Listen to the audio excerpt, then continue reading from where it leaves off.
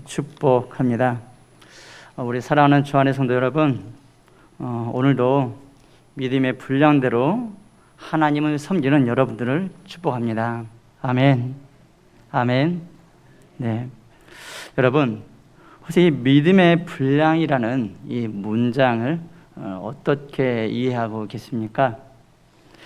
믿음이 좋은 사람은 이 믿음의 분량이 많고, 또 믿음이 적은 사람은 이 믿음의 분량이 적다, 이런 의미일까요? 물론 그렇게 이해하시는 분들도 계십니다. 마태복음 16장 8절 말씀에 보면 예수께서 아시고 이르시되 믿음이 작은 자들아 어찌 떡이 없음으로 서로 논의하느냐, 이 말씀처럼 주님은 믿음이 작은 자들아 라는 표현을 쓰면서 이 믿음의 양을 표현하시기도 했어요. 그런데 이러한 믿음에 대한, 이 양에 대한 표현만 해도 성경 속에 보면 다섯 구절이 존재하는데, 믿음이 작은 자들아, 믿음이 작은 자여, 너희 믿음이 작은 까닭이라 등 표현으로 믿음의 양을 예수님께서는 표현을 했습니다. 그렇다고 우리들이 사실 다른 사람들을 보고 이 믿음의 양을 표현하고 사실 옳지는 않아요. 그것은 무엇입니까? 그것은 교만이죠. 우리는 이러한 표현은 자제하시기 바라고, 오로지 주님께서 이렇게 표현한 것은 우리들에게 믿음을 독려하시기 위한 것을 여러분 믿으시기 바랍니다. 그러나 오늘 말씀은 이 믿음의 양을 표현하는 것은 아니에요. 만약에 믿음의 분량대로를 믿음의 양으로 표현하게 되면 로마서 2장 3절 말씀 후반절에 보면 오직 하나님께서 각 사람에게 나누어 주신 믿음의 분량대로, 이 말씀을 어떻게 해석할 수 있느냐? 하나님께서는 믿음의 양을 정해서 모든 사람들에게 나눠주신다라고 이것이 해석이 되어집니다. 그러나 이렇게 해석하는 것은 틀리죠. 맞지 않습니다. 물론 하나님께서 믿음을 선물로 주신 것은 맞아요. 에베소서 2장 8절 말씀 보면 너희는 그 은혜에 의하여 믿음으로 말미암아 구원을 받았으니 이것은 너희에게서 난 것이 아니요 하나님의 선물이라 라고 말씀하시죠.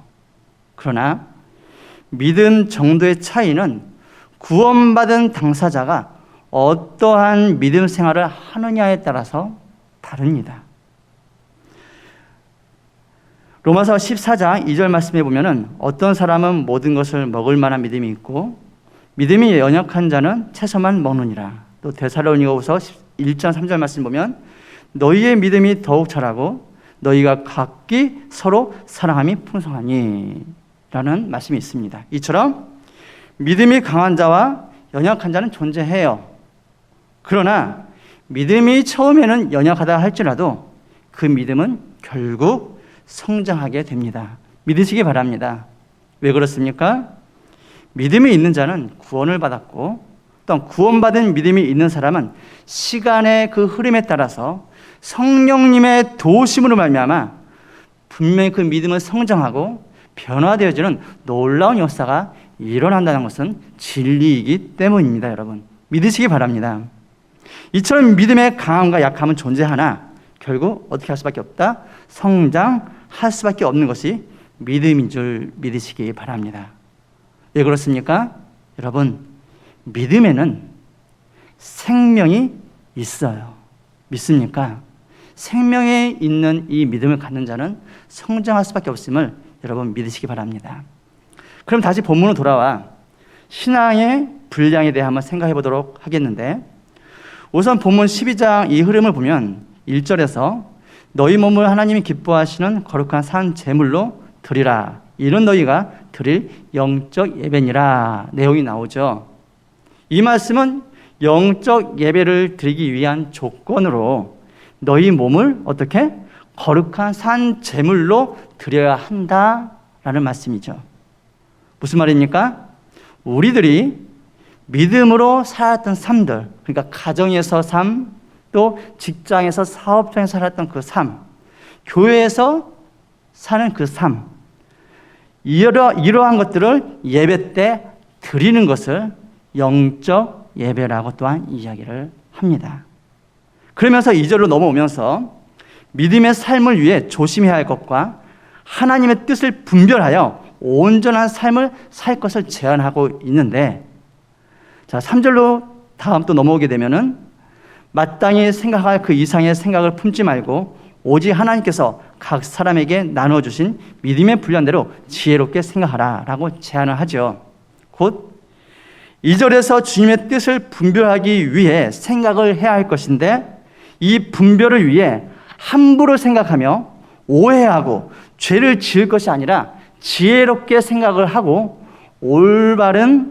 올바로 분별할 방법을 제시해 주는 것이 바로 이 믿음의 분량대로 지혜롭게 생각하는 것인 줄 믿으시기 바랍니다.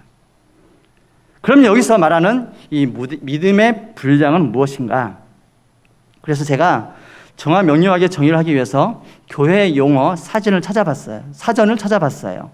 그랬더니 다음과 같이 설명을 해주고 있습니다. 믿음의 분량이란 믿음의 크고 작은 것, 높고 낮은 것을 일컫는 말이 아니라 하나님께서도 성도 각자에게 맡기신 역할, 직분, 은사 등을 통칭하는 말이다 라고 나와 있습니다. 믿음의 크고 작은 것이 아니라 무엇이라고요? 하나님께서 맡기신 역할, 직분, 은사 등을 믿음의 분량이라고 이야기를 합니다.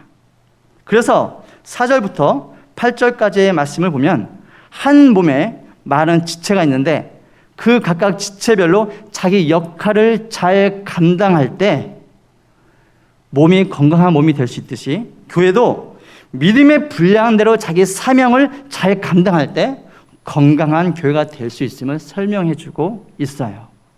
여기서 하나님께서 맡기신 역할, 직분, 은사를 감당할 때 진짜 중요한 것이 있는데 그것이 바로 3절에 있는 마땅히 생각할 그 이상의 생각을 품지 말고, 이 말씀은 무슨 말씀입니까?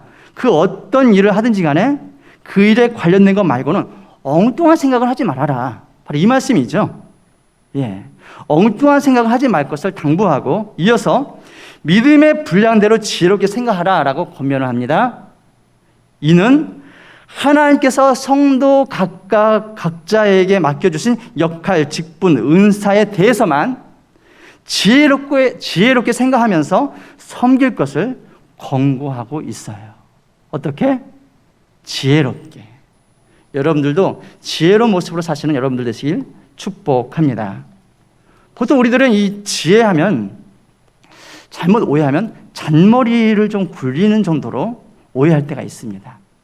그러나 오늘 말씀을 보면 자기 일에 온 힘을 다해 집중하는 것을 무엇이라 합니까? 지혜롭게 생각한다라고 지금 표현하고 있습니다. 어떻게 보면 이것이 바보스러운 모습일지 모르겠지만 하나님께서 가르쳐 주신 이 지혜의 모습을 여러분 사시길 여러분들을 축복합니다. 그러면 이 믿음의 분량대로 지혜롭게 생각하면서 맡은 바 사명을 감당하는 몇 가지 예를 오늘 본문에서 발차여 소개시켜 드리도록 하겠습니다. 첫 번째는 7절 이후에 나오는데, 섬기는 일을 하시는 분은 섬기는 일만 생각해야만 합니다. 여러분, 직장이나 또 사회에 보면 섬기는 일, 이것을 뭐라고 합니까? 서비스라고 하죠. 이 서비스를 제공해 주는 업무에 종사하는 사람들은 어떤 생각만 합니까? 어떻게 하면 내가 섬김을 받을 수 있나라는 그런 생각은 하지 않아요. 어떤 생각을 할까요? 어떻게 하면 고객들을, 다른 사람들을 잘 섬길 수 있을까?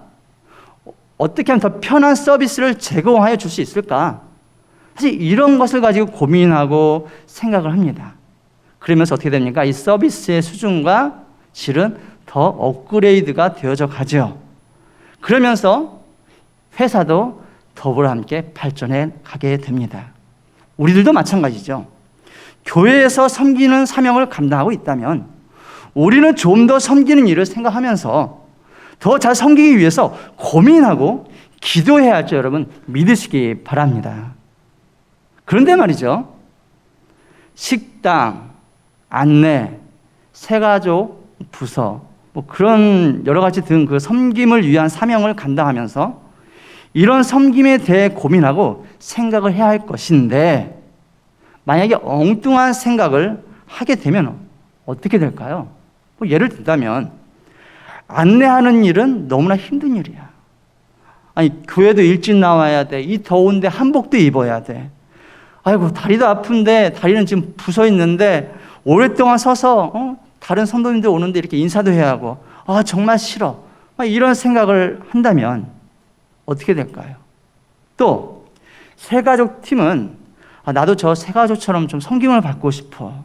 아니면 또 다른 찬양팀 앞에서 막 드러나면서 이렇게 멋진 모습 보여주는데, 나는 별로 이렇게 멋진 모습으로 드러나지 않는 것 같아. 이런 생각하게 된다면 어떻게 될까요? 온전히 섬길 수 있는 일을 할 수 없죠. 섬기는 사람만 기분이 나쁜 게 아니라, 이렇게 되면 섬김을 받는 사람도 잘못하면 어떻게 됩니까? 기분이 나쁠 수 있습니다. 그러나 여러분, 어떻게 하면 예배 드리러 오는 사람들에게 즐거운 예배가 될 수 있도록 행복한 안내를 할 수 있을까? 이 고민을 하면서 아주 이쁘게 항상 웃는 거예요. 여러분, 교회 처음 오시는 분들이 그 이쁜 웃음을 본다면 얼마나 기분이 좋을까요?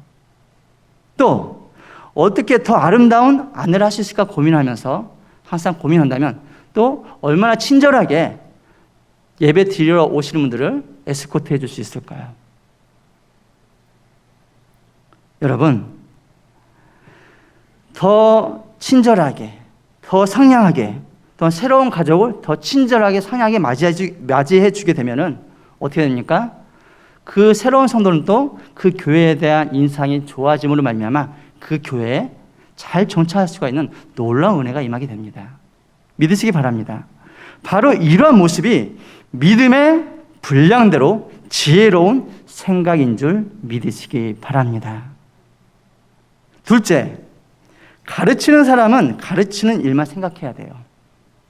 여러분, 가르치는 일은 이제 믿기 시작한 사람의 믿음을 더 성숙하게 이끌어주는 그런 사명입니다. 뿐만 아니라 교회 다니더라도 아직 믿음이 없는 분들이 있잖아요. 근데 그 분들에게 가르침을 통해서 구원의 길을 인도하여 줌으로 말미암아 그들을 구원받을 수 있게끔 도와주는 역할, 그 중요한 일들을 감당하게 돼요. 그래서 이 가르침에 관련된 분들은 성경 공부를 더 많이 하고 말씀을 더 고민하고 그래야 되겠죠. 가르치는 일에 더 몰두를 해야 됩니다. 디모데전서 4장 16절 말씀, 내가 내 자신과 가르침을 살펴 이 일을 계속하라. 이것을 행함으로 내 자신과 내게 듣는 자를 구원하리라. 이 말씀처럼 말이죠.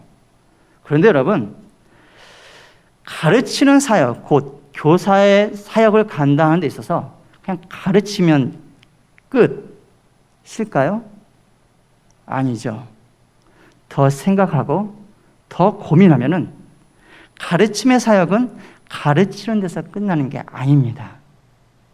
어떻게 됩니까? 어떻게 하면 가르치는 사람과 어떻게 하면 관계를 더 친밀하게 가질 수 있을까? 이런 생각까지 하게 됩니다. 가르침을 받는 사람에게 어떤 어려움이 있을 때 어떻게 하면 도와줄 수 있을까 하는 가르치는 것뿐만 아니라 더불어 그 관계 형성에 있어서 발전적인 그런 생각을 하게 되죠. 그리고 이 모든 것이 실천으로 이루어질 때 이 가르침의 능력은 배가 되어서 배우는 이들에게 영향력을 드디어 끼치게 됩니다. 그러면 변화가 일어나고 구원받는 놀라운 역사가 일어나죠. 대표적인 예가 어디입니까? 주일학교인 것 같습니다. 선생님들이 아이들에게 많은 관심을 가지고 많이 베풀고 사랑을 주고 사비를 털고 시간을 투자하고 자신의 정력을 투자했을 때 이 아이들은 그 선생님을 보고 교회를 오게 되고 그 선생님을 보고 믿음을 갖게 되는 놀라운 역사가 많이 일어나게 됩니다. 믿으시기 바랍니다. 여러분, 바로 이런 것이 믿음의 분량대로 지혜롭게 생각하는 모습인 줄 믿으시기 바랍니다. 세 번째, 위로하는 자는 위로하는 일만 생각해야만 합니다. 보통 교회에서 위로하는 사람은요, 권사님들인 것 같습니다. 그렇죠? 그런 사명을 감당하시는 분들이 권사님들이잖아요. 권사님들께서는 이 교회에서 다른 성도를 보살피면서 혹여 시험을 당하거나 집안에 어려운 일이 생겨 힘들어하는 성도가 있으면 어떻게 합니까? 위로해주고 위에서 기도해주고 신방도 하고 그러죠. 네. 그런데 어쩌다가 민망한 권사님이 한두 분씩 등장하게 됩니다. 권사님이면 믿음의 분량에 따라 위로하는 일만 생각해야 할 것인데 혹여 어떤 집사님 집안에 좋지 못한 그 특종 이야깃거리가 생기면 그것을 덮어주지 못할지언정 어떻게 합니까?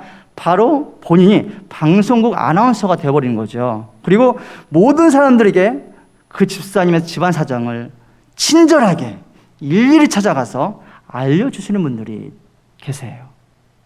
이렇게 되면 어떤 일이 벌어집니까? 네. 이렇게 되면은 참으로 안타까운 일이 벌어지게 되는데 교회가 시끄러워지고 그 집사님은 시험에 들게 되죠. 그리고 또 그 집사님이 잘못하면 교회를 떠나는 일이 벌어지게 됩니다. 이런 일들이 벌어지게 되죠. 그래서 위로하는 사람은 위로하는 일만 생각해야지 혹여 다른 사람의 비밀을 알게 되었다 하더라도 그 입이 아무리 간지럽다 하더라도 절대 엉뚱한 생각을 해서는 안 된다라는 거예요. 이해되시면 아멘 부탁드리겠습니다. 믿음의 분량에 따라 지혜롭게 생각해야 된다는 거예요. 어떻게 하면 그 집사님에게 힘이 되어줄까 고민을 해야 되죠. 그리고 그 집사님의 허물은 덮어주고 위로를 해줘야 되겠죠. 그분을 위해서 기도해 줘야 되겠죠. 필요에 따라 필요한 것을 그분에게 공급을 해 주어야 되겠죠. 바로 이 모습이 믿음의 분량에 따른 지혜의 생각인 줄 믿으시기 바랍니다. 네 번째, 구제하는 자는 성실해야 됩니다. 성실하다, 국어사전에서는 성실하다를 정성스럽고 참되다라고 설명을 합니다. 풀이하면 최선을 다해 일을 처리하고 거짓없이 진실되게 일 처리하는 것을 성실하다라고 하죠. 이 말은 곧 구제하는 자는 거짓 없이 진실되게 최선을 다해서 구제를 해야 된다는 거예요. 그런데 엉뚱한 다른 생각, 곧 불성실한 생각을 하게 되면 어떤 일이 벌어집니까? 성경 말씀에도 이러한 케이스가 하나 등장하죠. 사도행전 6장 1절 말씀 보면 그때 제자가 더 많아졌는데 헬라파 유대인들이 자기의 과부들이 매일의 구제에 빠짐으로 히브리파 사람을 원망하니. 초대교회 때 많은 성도들은 참 모범적인 신앙생활을 했습니다. 그런데 어떻게 보면 이런 부분은 오게 튀겠죠. 많은 사람들이 재산을 헌금하고 많은 자신의 소유를 이렇게 헌금을 합니다. 그리고 이 물질을 가지고 무엇을 합니까? 구제를 하죠. 그런데 이 구제하는 과정 가운데 문제가 생깁니다. 어떤 문제입니까? 이 본문을 보니까 히브리파 사람들이 자신들에게 속해 있는 과부들을 더 챙겨준 것 같아요. 반대로 헬라파 유대인들이 속해 있는 과부들에게는 구제에 소홀할 뿐만 아니라 누락이 발생되어 문제가 생긴 것 같습니다. 자, 구제하는 사람이 누구를 속이거나 누구를 더 챙겨주고 누구는 누락시키는 이런 일을 벌여서는 안 되죠. 최선을 다해서 공정하게 섬기고 진실함을 가지고 공평하게 섬겨야만 됩니다. 결국 불성실한 일부 사람들 때문에 교회는 시끄러워지고 그로 인하여 제자들은 성실한 집사 7을 세우고 교회 일들을 관리하도록 사명을 맡기게 됩니다. 오늘날도 보면 구제라는 일, 이걸 무엇이라 합니까? 복지라고 하죠. 어떤 사람들은 성실하게 이 복지를 통해 많은 사람들을 구제하는데 반하여 어떤 사람들은 이 행정의 빈틈을 노려서 사람을 속이고 국가를 속이면서 자기의 이속만 챙기는 사람들이 종종 있어요. 이래서는 절대 안 되겠죠. 그래서 구제하는 사람들은 어떻게 된다? 성실해야 돼요. 성실한 생각만을 해야 됩니다. 바로 이 모습이 믿음의 분량에 따른 지혜임을 꼭 여러분 믿으시기 바랍니다. 다섯 번째입니다. 다섯째, 다스리는 자는 부지런해야 합니다. 다스리는 자는 부지런해야 돼요. 보통 일반 사람들은 리더자의 자리에 서게 되면 웬만한 일들은 밑에 사람들에게 시키고 본인은 움직이려 하지 않죠. 이 자리까지 올라왔는데 좀 더 편하게 했어야지. 좀 더 편하게 일해야지. 어떤 바보가 이 자리까지 올라와서 힘들게 일을 해? 뭐 이런 생각을 할 수도 있을 겁니다. 그러나 오늘 말씀을 보면 다스리는 자는 어떻게 된다? 부지런해야 한다고 공고하고 있어요. 제가 알고 있는 어떤 권사님이 있습니다. 그분은 원래 교사였어요. 교사라는 직분을 감당하고 있었는데 다음 해에 이 부장이라는 직분을 맡게 되었습니다. 그분이 교사일 때는 단지 그 담당 학생들만 잘 보호해주고 잘 가르치고 잘 케어해주면 됐는데 이제 이 부장이라는 사명을 맡게 되니까 더 바빠지더라고요. 자기 반 아이들을 케어하는 것은 기본이고 선생님들도 일일이 또 챙기려다 보니까 너무나 바쁜 거예요. 어떤 교사가 힘들어하면 그 교사도 챙겨 주어야지 또 학생부 1년 프로그램 그 진행에 있어서 항상 관심을 가지고 미리미리 준비를 해야지. 또 이러한 저런 일 때문에 움직이고 또 사람들을 만나고 그러다 보니까 부지런하지 않고서는 이 사명을 감당할 수 없는 거예요. 오로지 학생의 부흥과 아이들 양육들을 위해서 담당 교육자와 함께 고민하고 생각을 해야 하다 보니까 더 부지런할 수밖에 없습니다. 그러다 보니까 어떤 일이 벌어지느냐. 선생님들도 이러한 케어 안에서 힘을 얻고 화이팅하게 되고 또 그런 선생님들이 아이들도 더 잘 케어하게 되고 그러다 보니까 바로 이 부서가 나중에 어느 정도 이 부흥이 이루어지고 아이들이 늘어나는 그런 현장을 제가 목도했습니다. 여러분, 다스리는 자는 리더자는 더욱더 부지런해야 됩니다. 더 고민하고 더 움직일 생각을 해야 된다는 거죠. 바로 이 모습이 무엇입니까? 믿음의 분량에 따른 지혜의 모습인 줄 믿으시기 바랍니다. 말씀을 맺겠습니다. 여러분, 우리들은 우리 주안교회가 행복한 교회, 아름다운 교회, 기쁨이 넘치는 교회 되기를 소망하고 바라고 기도하고 있습니다. 그런데 누구는 믿음이 좋다, 누구는 믿음이 부족하다 이렇게 신앙의 좋고 나쁨을 분류하면서 평가하는 것은 지혜로운 생각이 아니죠. 이러한 모습은 좋은 교회가 아니라 나쁜 교회가 되기 딱 좋습니다. 그러나 믿음의 분량대로 지혜로운 생각을 하게 되면 그 교회는 분란이 일어날 필요가 없죠. 물론 함께 더불어 잘해 나가고자 의견을 절충하면서 여러 가지 좀 충돌은 있을 수 있겠지만은 그 모든 방향은 건설적인 방향으로 나가게 될 거예요. 여러분, 믿음의 분량에 따른 지혜로운 생각을 하다 보면 우리는 하나님의 뜻이 어느 곳에 있는지 깨닫게 됩니다. 분별을 할 수 있는 거예요. 분별을 할 수가 있어요. 그리고 더 잘 섬길 수 있게 됩니다. 다른 사람이 감당하고 있는 사역을 간섭하면서 불필요한 문제를 줄일 수가 있어요. 그리하여 더욱더 교회가 아름다운 교회로 또 안정된 교회로 부흥되어지는 교회로 나아갈 수 있다는 겁니다. 믿으시기 바랍니다. 부디 우리 모두가 믿음의 분량에 따른 지혜로운 생각을 매일매일 하면서 하나님의 은혜와 더불어 모든 교회 일들, 모든 가정의 일들, 모든 회사 일들을 아름답게 감당할 수 있는 여러분들 되시길 축복합니다. 아멘. 기도하겠습니다.